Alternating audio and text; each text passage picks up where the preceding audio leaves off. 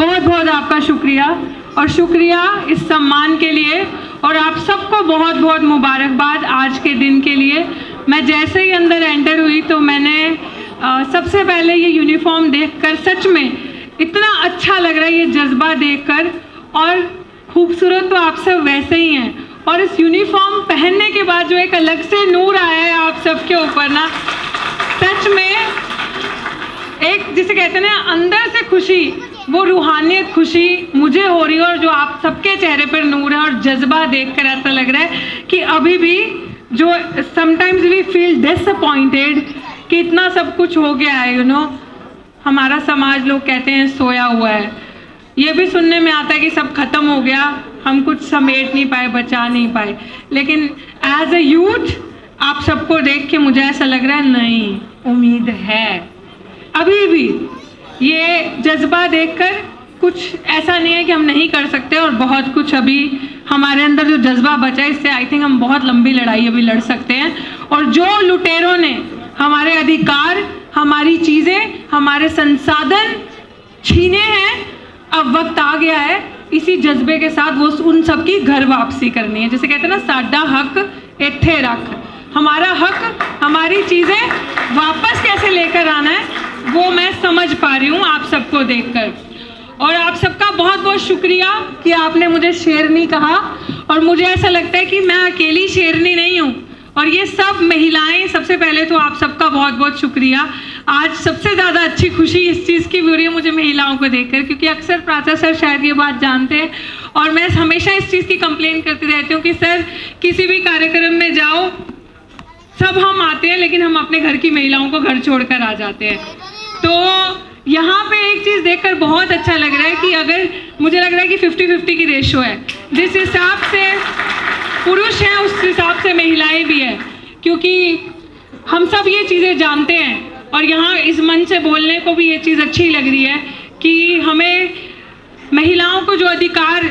कोई नहीं दे सकता, वो अधिकार, जैसे मैं अक्सर अपने भाषण में भी ये चीज़ें बोलती आई हूँ कि महिलाओं को कभी भी आप किसी मंदिर की मुख्य पुजारी नहीं देखोगे, किसी मस्जिद की मौलाना नहीं देखोगे, किसी चर्च की पादरी नहीं देखोगे, लेकिन उसी महिला को आप एक शिक्षिका देखोगे, प्रधानमंत्री देखोगे, मुख्यमंत्री देखोगे, राष्ट्रपति देखोगे आज के दौर में, और कलेक्टर देखोगे, IAS ऑफिसर देखोगे, क्योंकि जो अधिकार धर्म आपको नहीं देता वो अधिकार संविधान आपको देता है,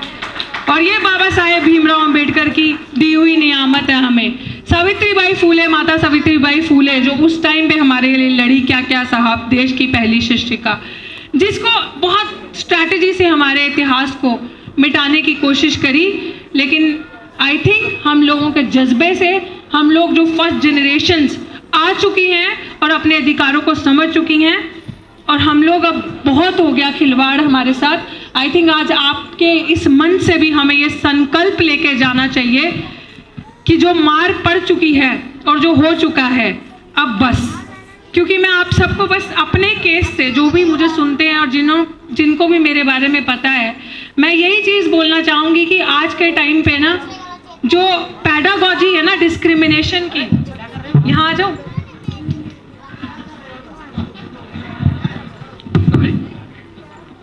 जो पैडागॉजी है डिस्क्रिमिनेशन की, छुआछूत की, भेदभाव की ना, वो बदल चुकी है। लोग आपको कहेंगे अब कहाँ भेदभाव होता है आपके साथ, अब कहाँ डिस्क्रिमिनेशन होता है, अब ये सारी चीज़ें बदल चुकी हैं, ये आपके साथ नहीं होती। हम भी कहते नहीं होती, क्यों नहीं होती? क्योंकि आप लोगों को पता है सामने से आपके साथ भेदभाव करेंगे तो लॉज हैं, रगड़ दिए जाओगे, SC/ST एक्ट है, चले जाओगे जेल के अंदर, ये सारे लॉज है कि जिससे आपको पता है, डर है कि आप सामने से हमें नहीं काटोगे, लेकिन आप मानिए वैसे ही डिस्क्रिमिनेशन है, वैसे ही चीज़ें हैं, बल्कि जो होता था उससे अब कई गुना ज़्यादा खतरनाक है। Discrimination has completely changed it's form today.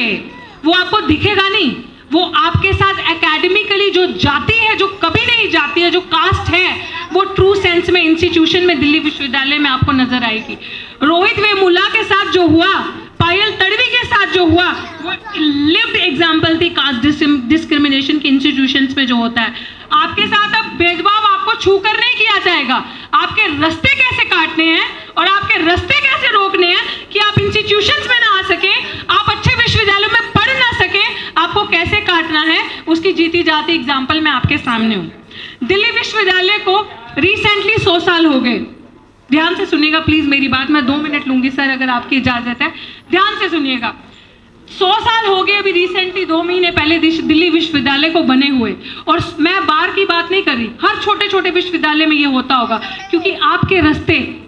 विश्वविद्यालयों से काटने हैं इनको हमारे जो रास्ते हैं ना वो यूनिवर्सिटी में नहीं घुसने देना, क्योंकि शिक्षा सवाल को जन्म देती है। शिक्षा रोहित वेमुला को बनाएगी, शिक्षा पायल तड़वी को बनाएगी, शिक्षा जो प्रोफेसर चंद्रशेखर जिनके ऊपर झूठा सेक्सुअल हैरेसमेंट का इल्जाम जम्मू यूनिवर्सिटी में लगा और उन्होंने आत्महत्या कर ली वो, और शिक्षा रितु सिंह को बनाएगी, और इनको हमारे वो रास्ते काटने हैं। और इन्होंने क्या किया साजिश मेरे साथ, मुझे काटने के लिए, मेरे साथ आई थिंक मेरे वकील एडवोकेट महमूद प्राचा, जिनकी वजह से आज मेरे हाथ में ये माइक है और जिनकी वजह से शायद आज मैंने वो रास्ता नहीं चुना जो रोहित वेमुला और पायल तड़वी ने चुना।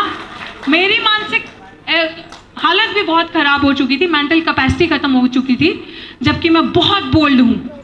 मैं बहुत बोल्ड हूँ और मेरे अंदर बहुत हिम्मत है लड़ने की, लेकिन मेरा रास्ता काटने के लिए मेरे अगेंस्ट फर्जी डॉक्यूमेंट बनाए, फर्जी चीज़ें बनाई। मैं इस चीज़ों पे ज़्यादा नहीं बोलूँगी, सर इस चीज़ पे एक्सप्लेन करेंगे, लेकिन मैं आपको एक बताती हूँ कि पूरा दिल्ली विश्वविद्यालय में एक झूठा प्लान इस तरीके से षड्यंत्र मेरे साथ रचा, और उस षड्यंत्र से रचने के लिए मुझे दिल्ली विश्वविद्यालय से टर्मिनेट किया गया as a post assistant professor की पोस्ट से 2 साल पहले कोरोना काल में 2020 अगस्त में। लेकिन आप सोचिए कि पहला केस एक ऐसा होगा 100 साल के इतिहास में जिसके ऊपर दिल्ली विश्वविद्यालय की जो प्रधानाचार्य जो प्रिंसिपल हैं दिल्ली विश्वविद्यालय में, दौलत राम कॉलेज की प्रिंसिपल पे, मनुवादी प्रिंसिपल पे एफआईआर हुई SC/ST एक्ट के अंदर, इस शख्सियत की वजह से SC/ST एक्ट में, और ना कि सिर्फ प्रिंसिपल पे, दिल्ली यूनिवर्सिटी के रजिस्ट्रार पे भी SC/ST एक्ट में मुकदमा दर्ज हुआ। और मुकदमा दर्ज ही नहीं, अभी ये सिचुएशन आ चुकी है कि उनके ऊपर चार्जशीट भी दर्ज हो गई 17 सितंबर को। लेकिन सिर्फ जाति जो कभी नहीं जाती कि वो अपर कास्ट जाति से हैं, मनुवादी हैं, संघ के साथ रिश्ते हैं, तो वहीं हमारे दिल्ली यूनिवर्सिटी का एक प्रोफेसर जो एक लाइन लिख देता है उसको आप उठा के प्रोफेसर रतनलाल को उसी समय जेल में डाल देते हैं।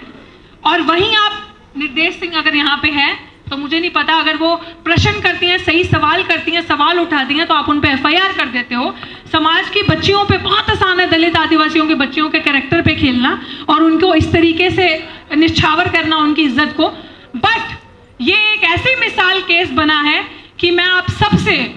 मेरी समाज से तो वैसे तो मेरा हक बनता है अपने समाज से अपील करना, लेकिन मैं रिक्वेस्ट करती हूँ आपसे, मेरे समाज से, कि कुछ भी ऐसा कीजिए।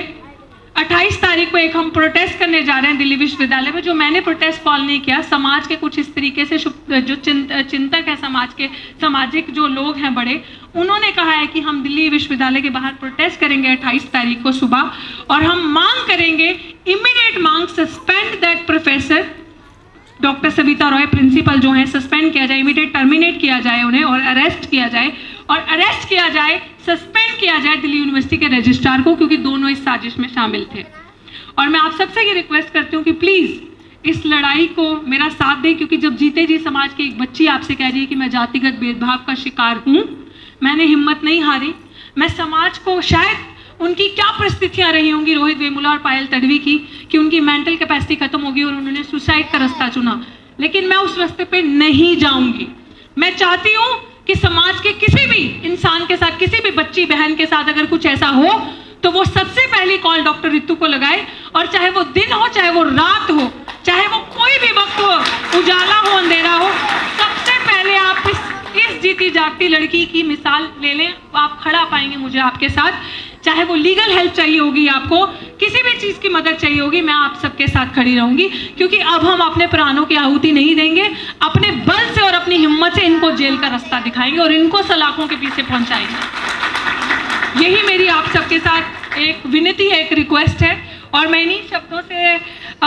अपनी वाणी को विराम दूंगी। और बहुत सारे आई थिंक यहाँ पे लोग हैं जिनको मैं सुनना चाहूँगी, और आप सबसे यही मेरी उम्मीद है कि बाबा साहेब के सपने को हमने पूरा करना है। समानता का अभी दिवस भी हमने मनाया है, इक्वालिटी की लड़ाई हम अकेले नहीं लड़ सकते, और अब वो टाइम आ चुका है, या तो घर बैठ के सड़कर मरे या बाहर निकले और लड़कर मरे, और याद उसे ही रखा जाएगा जो लड़ेगा। जय भीम, जय भारत, जय संविधान।